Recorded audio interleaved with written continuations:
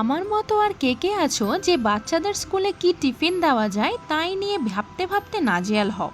তবে আজ যে রেসিপিটা তোমাদেরকে দেখাবো সেটা বাচ্চাদের খুবই ফেভারিট আর healthy and tasty, steam cheese egg. প্রথমে আমি দুটো ডিম ভালো করে ফেটিয়ে নেব, আর তার জন্য আমি মিক্সি ব্যবহার করেছি যাতে ডিমটা একটা ফ্লপি ভাব আসে।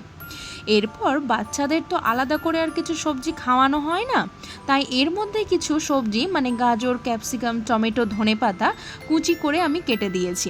আর আমার মেয়ে চিজ খেতে খুবই ভালোবাসে, আবার বেশি চিজ খাওয়াও খুব একটা ভালো নয়, তাই খুব সামান্য চিজ দিয়েছি আমি। আর পরিমাণ মতো নুন, গোলমরিচ গুঁড়ো আর চাট মশলা দিয়ে 10 মিনিটের জন্য স্টিমে বসিয়ে দিলেই তৈরি স্টিম চিজ এগ। ঝটপট বানিয়ে ফেলার মতন একটা হেলদি অ্যান্ড টেস্টি টিফিন বলো কিংবা ব্রেকফাস্ট, বাচ্চাদের স্কুলে টিফিনে দাও কিংবা ব্রেকফাস্টে। ভিডিওটা ভালো লাগলে অবশ্যই ট্রাই করে তোমরা